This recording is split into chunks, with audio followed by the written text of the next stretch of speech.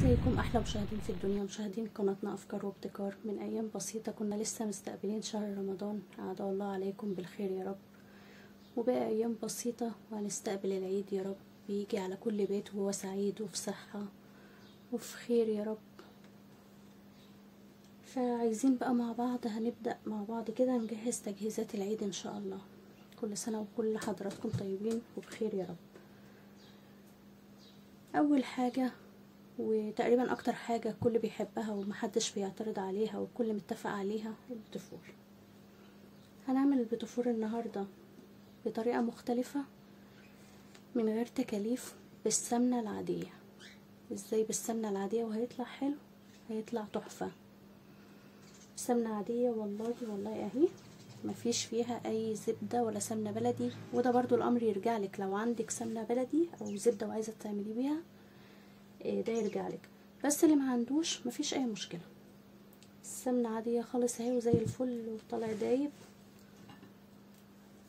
ومقرمش.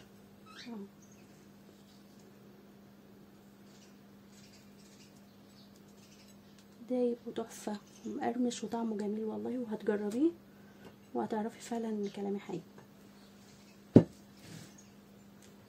هنبدأ مقاديرنا ونقول محتاجين ايه، بس ان شاء الله عشان يوصلك كل جديد مننا ان شاء الله وتتابعي معانا كل تجهيزات العيد.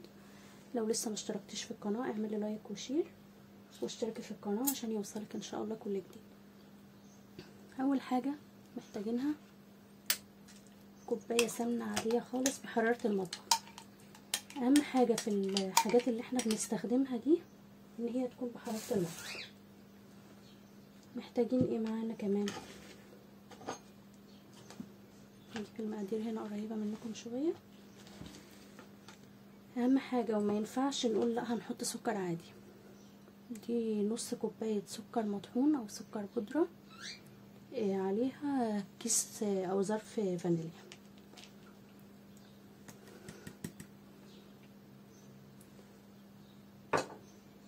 هنعمل بقى الخطوه اللي جايه ايه. بسم الله الرحمن الرحيم. هنضربهم بالمضرب كويس لغايه لما يبقى لونهم كريمي او ابيض زي الكريم شانتيه كده.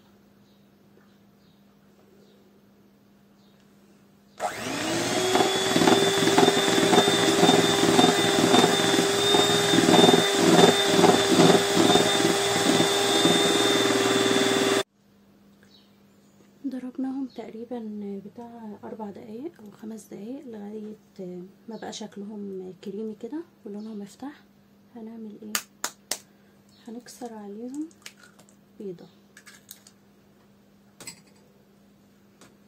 وهنرجع نضرب تاني لغايه ما البيضه تمتزج معاهم برضو كويس قوي. بس اهم حاجه برضو ان كل ده بحراره الغرفه او بحراره المطبخ. يعني البيضه لو خارجه من التلاجة هتخلي العجينه تشد معاكي وتبقى ناشفه وهتبوظ الدنيا معاكي. اهم حاجه تكون بحراره الغرفه. كده بعد ما البيضه امتزجت معاهم جامد وبقى لونها كريمي كده افتح، بقى القوام بتاعها هش جدا اهو شكله كريمي. هنبدا ننزل بكوبايتين دقيق، حبه بحبه، لا مش حبه بحبه على بعض، مره واحده.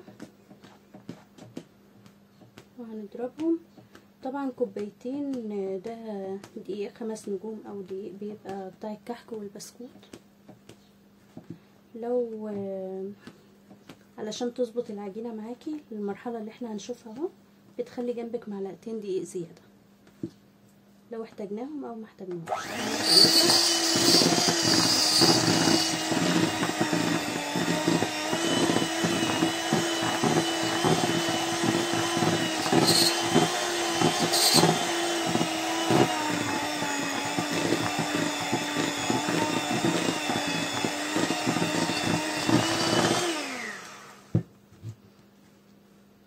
كده العجينه تحس ان هي لسه بتلزق في ايدك اهي، بس بقت ناعمه وهشه جدا اهي. هنضيف فوق الكوبايتين معلقتين بس دقيق وهنضرب تاني. هو ده بالظبط القوام اللي احنا عايزينه، اللي هي بحيث تعرفيه ازاي. انت حطيتي فيها المعلقه اهو، تنزل بالمعلقه بسهوله، مفيش حاجه بتلزق. هنبدا نجيب الكيس بتاع التزيين الحلويات او الكريم شانتيه ده. لو انت عندك المكنه وحابه تستخدميها، لو اقماع او اللي هما المكبس، زي ما انت عايزه تستخدمي. بس انا بصراحه بحب الشكل بتاع الكيس اكتر.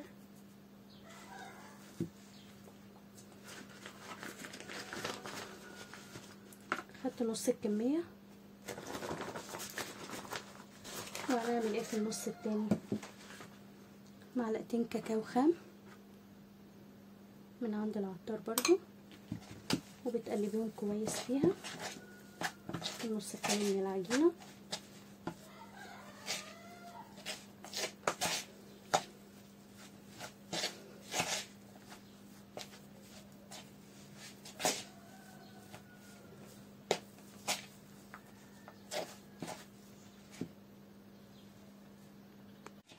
كده قلبناها العجينه، وعشان تعرفي ان هي ناجحه اهي، بتلم في ايدك، هي لا بتلزق ولا بتعمل اي حاجه، تعرفي كده. وفي نفس الوقت هي طريه جدا اهي، لينه خالص كده، تعرفي ان العجينه ناجحه معاكي. هنجيب صاج او صينيه او على حسب ما انت عايزه تستخدمي. مش هندهنه حاجه. وفي نصيحه بقى مني، ان في ناس بتقولك ايه، حطي العجينه في التلاجة ترتاح 10 دقايق، 5 دقايق، ربع ساعه. لا بصراحه ما انصحكيش بالموضوع ده خالص، علشان هتلاقي العجينه جمدت ومش هتعرفي تشكليها كويس بالقمع وتديكي النتيجه اللي انت عايزاها.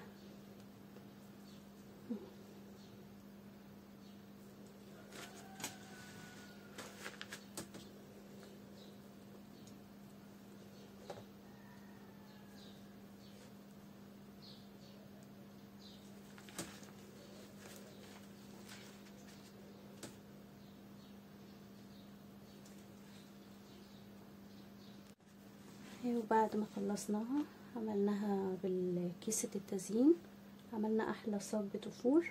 طبعا هندخله الفرن في الشبكة في النص. بنكون مسخنين الفرن قبلها كده ب10 دقايق او 5 دقايق، يعني الفرن يكون دافي على درجة حرارة 160 او متوسطة بالظبط. بتاخد معاكي 10 دقايق. احنا ما حطيناش في الصاج سمنة. بمجرد ما هي تاخد لون من تحت بتبقى استوت، وبتطلع معاكي احلى بتفور بنفس الشكل ده. هنشوف بقى هنزينه ازاي. هنبدأ بقى التزيين، حاجات بسيطة برضو قوي. ده صوص مانجا كنا استعملناه مع بعض قبل كده، ودي مربى، وده صوص فراولة، والاساسي شوكولاتة مسيحينها على حمام مية او بخار المية. بس مجرد ان انت بتحطيها في طبق وطبق مية سخنة تحتها. وده صوص فراولة زي ما انت حابة بقى. شوفي هو بيطلع من تحت فاتح جدا. تحطي نقطة كده صوص فراولة على الضفراية، نحطهم كده بالراحة. عايزين طبق جوز الهند هنا.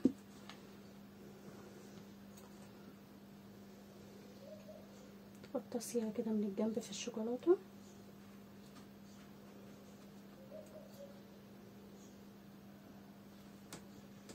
تعملي برضو بالمربى على حسب بقى اللي انت حباه او الرغبة عندك، بيحبوا ايه اكتر.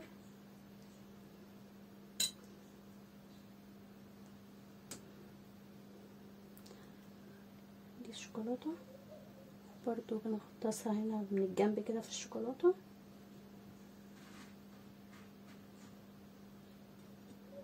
ادي واحدة تانية. ونعمل بقى واحدة بصوص المانجا، اي طعم انت حاباه. نعمل ايه، واحدة ابيض وواحدة شوكولاتة. بتشكلي بقى زي ما انت حابه.